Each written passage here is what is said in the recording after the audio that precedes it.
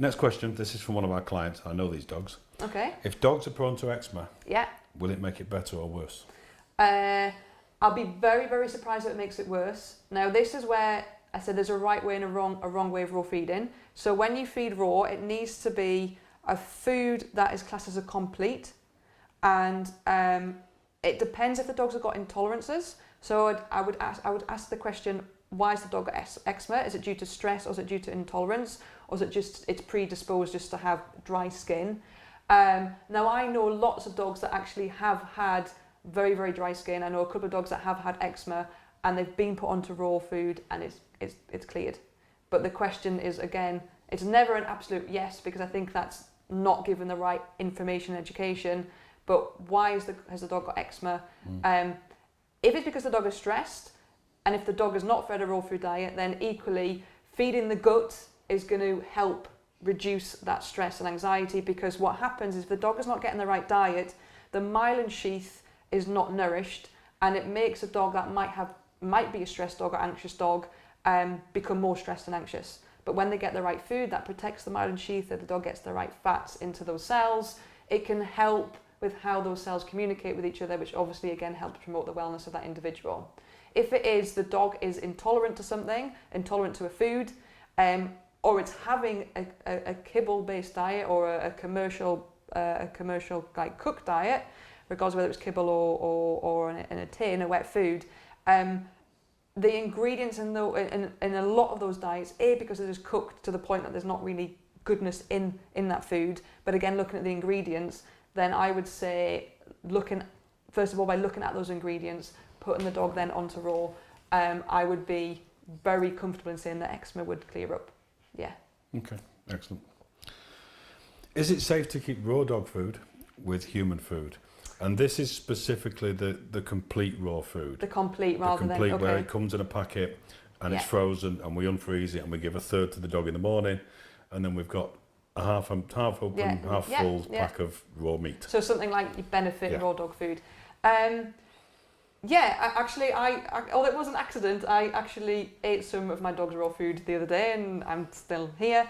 What I personally do, and what I would recommend everyone to do, there is within kind of the raw food kind of industry profession sector, there are a lot of studies that look at the human health risk of handling raw food, and what bacteria levels are in raw food, what have humans become ill from handling it and maybe not cleaning counters down properly or handling it.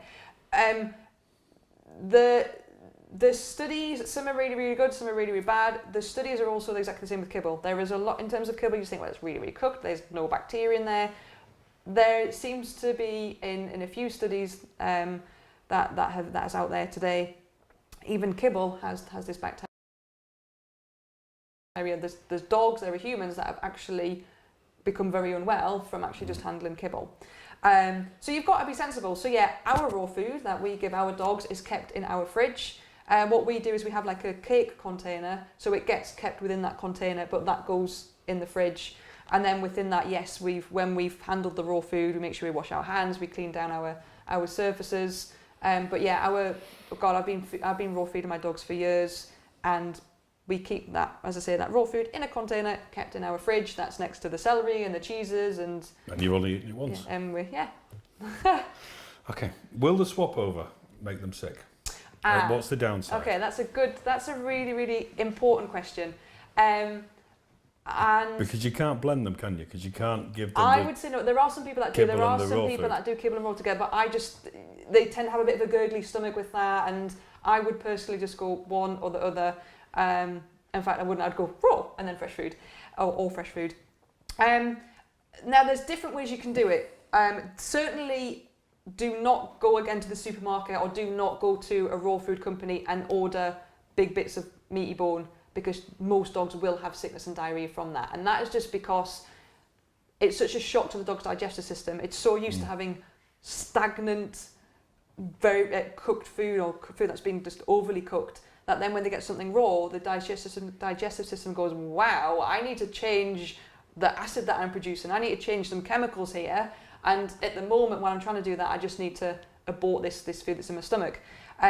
So my guidelines, there are different ways you can do it. Now, some people will say starve the dog for 24 hours. Some people may suggest put the dog on a bone broth first of all. So bone broth's really good. You get a slow cooker. You basically can get beef bones, oxtail bones, add some chicken feet in there as well. With to just do a really basic one. So just add your water and let that cook on low for 24 hours. And then you basically allow that to go lukewarm. You give the dog that, and then put them straight onto raw. Some people will say you need to do a transition. So if your dog's fed kibble, over a course of 3 to 5 days, sometimes it needs to be longer. Morning feed, you might want to do kibble. Evening feed, we might want to do raw. What I would say with that is when it comes to the raw, again, I say for a good month to month and a half, go to a raw food company that sells complete food, that is a premium raw food company like Benefit Raw Dog Food, and you want to get them. The beauty of the complete food is that it's kind of all minced up. So it contains the ground bone, the mince, the vegetables, the herbs. It's a softer introduction of the digestive system. And if you keep the dog on that for a good month and a half, then you can introduce the meaty bones, your lamb ribs, your turkey necks, your chicken wings, venison flanks, turkey necks, all manner of different things that you want to do, but it just allows the digestive system time to go, right, now I'm on raw. Because what will happen when a dog is fed raw food, there's all this health scare like, but the dog's going to get salmonella, the dog's going to get E. coli, it's going to pick up this bacteria. We already naturally have thousands and thousands of bacteria in our gut anyway, more so good bacteria than bad. But what will happen is when a dog is fed raw food, the stomach acid will change. So the stomach acid will become more acidic. So it can deal with killing off the bacteria, or the immune system will be strong enough to defend the body from that bacteria. That's the whole reason why, the majority of us, when we take our dogs out and there's been a roadkill rabbit that's been fermenting in the sun for weeks, and the dog gets hold of it and eats it, and we all panic, and actually the dog doesn't have sickness or diarrhea.